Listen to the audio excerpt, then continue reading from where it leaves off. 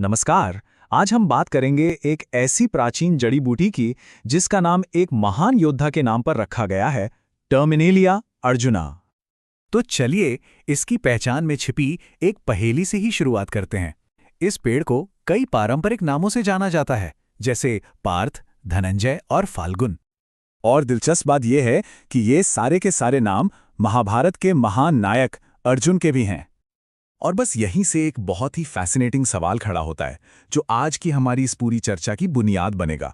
सवाल ये कि आखिर दिल को ठीक करने वाली एक इतनी शक्तिशाली जड़ी बूटी का नाम एक महान योद्धा के नाम पर क्यों रखा गया?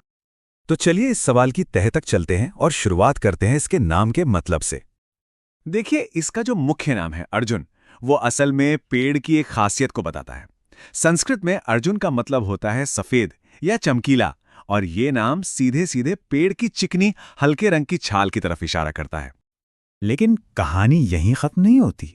हमारे पुराने आयुर्वेदिक ग्रंथों में इसके बोटैनिकल डिस्क्रिप्शन के साथ साथ बार बार अर्जुन के दूसरे वीर नामों का भी जिक्र मिलता है, और ऐसा करने के पीछे एक बहुत बहुत गहरा कारण है। तो मतलब साफ है, इसे एक योद्धा का नाम देना कोई इत्तेफाक नहीं था। ये असल में इसके खास काम को याद रखने का एक जबरदस्त तरीका था। कह सकते हैं कि ये नाम एक पावरफुल निमोनिक डिवाइस की तरह काम करता है, जो दिल की बीमारियों के खिलाफ इसके चैंपियन होने की बात को हमारे दिमाग में बैठा देता है। अब आगे बढ़ते हैं और देखते हैं कि कैसे पौराणिक कथाएं और दवाएं एक दूसरे से जुड़ती हैं। एक बहुत ही कमाल की कहानी है जो इस जड़ी बूटी के काम करने के तरीके को बड़े शानदार ढंग से समझाती है। ये कहानी है भागवत पुराण की। इसमें दो भाई थे, नलकूबर और मणिग्रीव, जो अपने घमंड और अहंकार की वजह से श्रापित होकर दो अर्जुन के पेड़ बन गए थे, एकदम स्थिर जड़। उनकी मुक्ति तब हुई जब बालकृष्ण ने, जो एक ओखली से बंधे थे, उन दोनों पेड़ों को गिरा दिया। अब देखिए ये कहानी कितनी खूबसूरती से इस जड़ी बूटी का काम समझाती है। जैसे कृष्ण ने उन पेड़ों को गिराकर रुकावट दूर की, ठीक उसी तरह ये जड़ी बूटी हमारे शरीर के अंदर की रुकावटों को तोड़ती है। कहानी में रुकावट थी अहंकार की, और शरीर में रुकावट है कोलेस्ट्रॉल और फैट की। तो ये तो हुई कहानी की बात। अब जरा उस प्राचीन आयुर्वेदिक ब्लूप्रिंट को डिकोड करते हैं, जो हमें बताता है कि ये जड़ी बूटी असल में काम कैसे करती है। देखिए, आयुर्वेद में किसी भी जड़ी बूटी को उसके 5 मूल गुणों से परखा जाता है। यही गुण मिलकर तय करते हैं कि शरीर पर इसका असर कैसा होगा। अर्जुन के केस में इसका रस यानी स्वाद कसैला होता है। इसके गुण हैं हल्कापन और रूखापन। इसकी वीर्य यानी तासीर ठंडी है, और इसका विपाक मतलब पचने के बाद का असर तीखा होता है। लेकिन इन सामान्य गुणों के अलावा कुछ खास जड़ी बूटियों में एक यूनिक सुपर पावर होती है, एक ऐसी शक्ति जिसे आयुर्वेद में प्रभाव कहा जाता है। और अर्जुन का यही खास प्रभाव है हृदय। हृदय का मतलब है दिल के लिए हितकारी, यानी इसका दिल पर एक ऐसा गहरा और टारगेटेड एक्शन होता है जिसे सिर्फ इसके बाकी गुणों से नहीं समझाया जा सकता। ये इसकी अपनी खासियत है। तो ये जो दिल का चैंपियन है, ये क्लिनिकली मतलब असल में काम कैसे करता है? इसका प्रदर्शन कैसा है?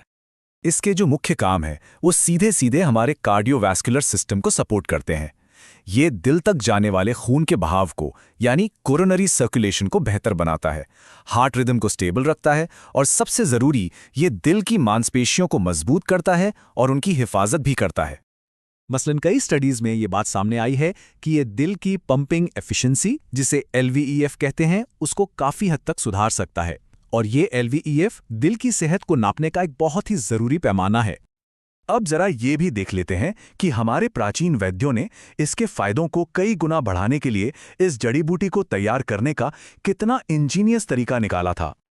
ये तरीका है शीरपाक विधि। ये एक बहुत ही सोफिस्टिकेटेड मेथड है। इसमें अर्जुन की छाल के पाउडर को दूध और पानी के एक खास अनुपात में मिलाया जाता है। 1 हिस्सा पाउडर, 4 हिस्से दूध और 16 हिस्से पानी। और फिर इसे तब तक उबाला जाता है जब तक सारा पानी उड़ ना जाए और सिर्फ दूध बचे। अब ये तरीका एक बड़ी फार्माकोलॉजिकल चैलेंज को सॉल्व करता है। देखिए, अर्जुन की छाल की तासीर काफ़ी रूखी होती है ना? और वहीं सिर्फ दूध थोड़ा भारी और कफ बढ़ाने वाला हो सकता है। तो इस प्रक्रिया का जीनियस यही है। इसमें जड़ी बूटी और दूध एक दूसरे के गुणों को बैलेंस कर देते हैं। छाल का रूखापन दूध की पौष्टिकता से न्यूट्रलाइज हो जाता है और नतीजा होता है एक ज्यादा असरदार और सुरक्षित फॉर्मूला जो किसी भी दोष को बिगाड़े बिना अपना काम करता है। तो चलिए अब आखिर में बात करते हैं सबसे जरूरी पहलू की कि इस प्राचीन जड़ी बूटी का इस्तेमाल आज के समय में पूरी सावधानी से कैसे किया जाए, क्योंकि ये खून के थक्के जमने की रफ्तार को धीमा कर सकता है। इसलिए ये जानना बेहद जरूरी है कि अगर कोई खून पतला करने वाली दवाएं ले रहा है तो उसके साथ इसे लेना खतरनाक हो सकता है। और हाँ, किसी भी तरह की सर्जरी से कम 2 हफ्ते पहले इसे लेना बंद कर देना चाहिए। तो अर्जुन की ये पूरी कहानी हमें एक बड़े सवाल पर लाकर छोड़ देती है। क्या हमारी आज की हेल्थ चैलेंजेस के जवाब ऐसे ही प्राचीन ज्ञान में छिपे हो सकते हैं? ये कहानी दिखाती है कि कैसे सदियों पुरानी समझ जब उसे ध्यान से डिकोड किया जाए तो आज भी हमारे लिए कितनी गहरी और काम की साबित हो सकती है।